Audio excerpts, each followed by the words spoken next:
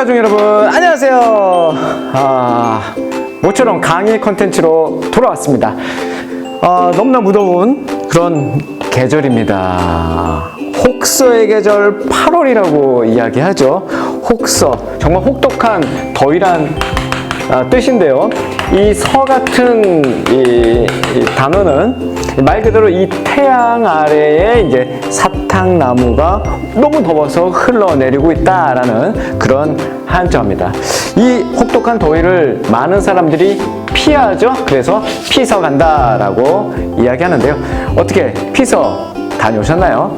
자, 이렇게 많은 사람들이 피서를 간다라고 할 때 선을 맞이한다고 하지요. 서늘한 곳을 맞이한다. 서늘한 것을 맞이한다. 그래서 우리는 남양이라고 이야기합니다.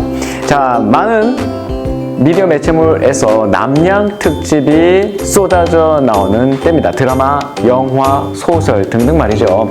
자, 이렇게 되게 무서운 소재로 우리의 간담을 서늘하게 하고 오싹하게 만들어서 순간 시원함을 가져오는 선을 맞이 남양.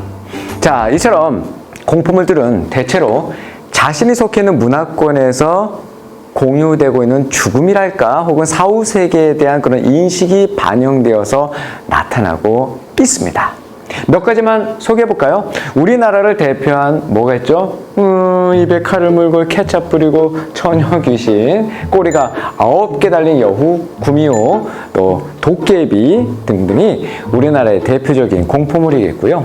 또 유럽의 루마니아 같은 나라에는 드라큘라, 송곳니 관리를 못해서 검은 옷 입고 나타나는 그 드라큘라, 또 아랍권의 구울, 묘지 주변을 배회하면서 시신을 먹는 그런 구울이라든가, 영미권에는 이제 부기맨이 나타나서 이렇게 벽장에 들어가면 나타나는 뭐 그런 공포물도 있고요. 또 중화권, 중국에는 통통 튀어다니는 강시가 있고요.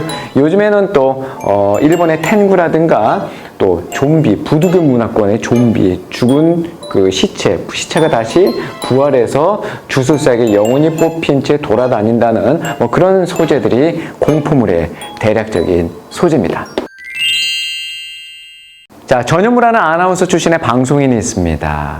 2010년 여름에 5인조 그룹 샤이니의 루시퍼를 따라 불렀던 그 사람이 일약 스타덤에 오르죠. 특유의 능청맞은 표정과 몸짓으로 노래를 부른 그 거부할 수 없는 마력 루시퍼, 대중들의 코믹 코드를 제대로 읽어낸 탁월한 아나테이너가 분명하죠. 그 루시퍼라는 노래의 가사는 연인에 대한 잘못된 집착을 마치 사랑으로 착각하는 한 사람을 비판하고 있는 노래입니다. 사랑을 빙자하여서 연인에게 협박과 회유를 반복하는 그 모습이 흡사 천사와 악마의 두 얼굴을 가진 듯한 루시퍼와 같다는 그런 내용이었죠. 귀신이나 이런 공포물이 어딘가 좀 무섭고 거북한 반면에 천사나 악마는 그나마 기독교적인 느낌이 드는 데다가 이런 대중가요나 미디어의 영향을 받아서 우리 같은 교회를 다니는 사람들조차도 이 루시퍼에 대해서는 조금 더 친숙하게 타락한 천사나 사탄의 이름으로 알고 있는 경우가 많습니다. 자, 110번이라는 횟수. 성경 전체에서 귀신이란 단어가 나온 횟수입니다. 50번. 성경 전체에서 사탄이란 단어가 나온 횟수고요. 44번. 성경 전체에서 마귀란 단어가 나타난 횟수입니다. 자, 그렇다면 루시퍼란 단어는 성경에서 과연 몇 번이나 나올까요? 빵번입니다. 놀랍게도 한 번도 나오지 않아요. 한글 성경에는 이 루시퍼라는 단어가 나오지 않습니다. 그렇다고 영어나 히브리어나 헬라어도 아닙니다. 이 루시퍼라는 말은 로마의 언어인 라틴어, 바로 루키페르를 영어식으로 읽은 거예요. 루키페르는 초대교회 이후에 로마 교회의 중요성이 커져갈 무렵 루시퍼라는 단어가 이 라틴어 성경 이사야 14장 12절에 들어가게 됩니다. 웬일이냐? 새벽의 아들 샛별아, 네가 하늘에서 떨어지다니, 민족들을 무찌르던 네가 땅에 처박히다니. 이사야 14장 12절에 나오는 그 새벽의 아들 샛별, 그 샛별에 바로 루시퍼라는 라틴어가 들어가죠.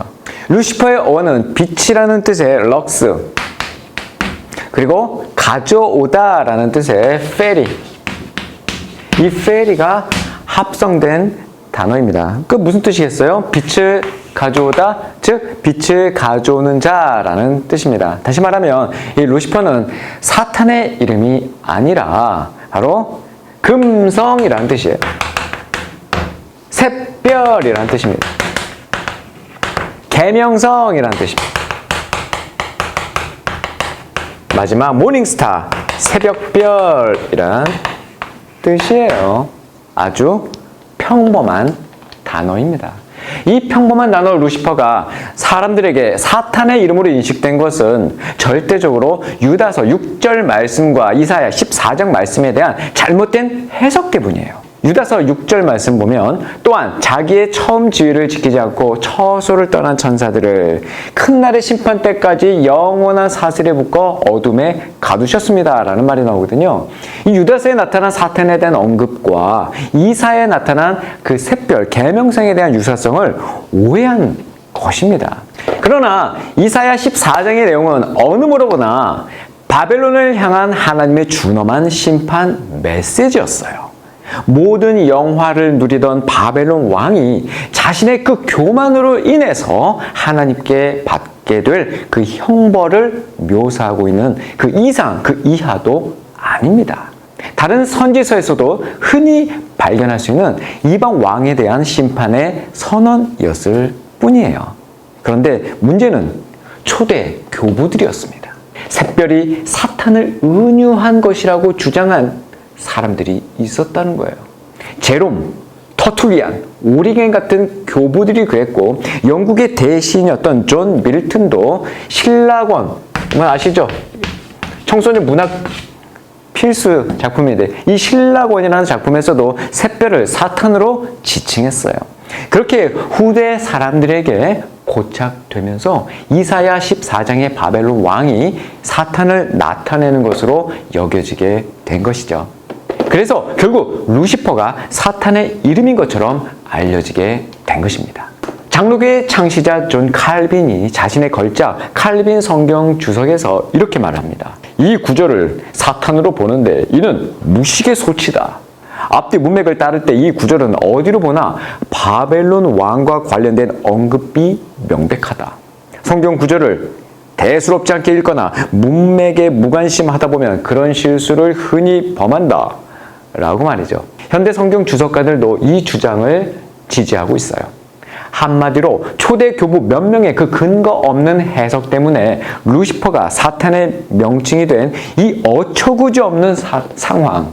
더 놀라운 사실은 성경은 오히려 우리 주님 예수 그리스도를 샛별, 새벽별, 계명성이라고 지칭하고 있다는 사실입니다. 요한계시록 22장 16절 가볼까요? 나 예수는 내 천사를 보내 교회들에 대해 너희에게 이렇게 증거하게 했다. 나는 다윗의 뿌리요 자손이며 빛나는 새벽별이다 라고 말이죠.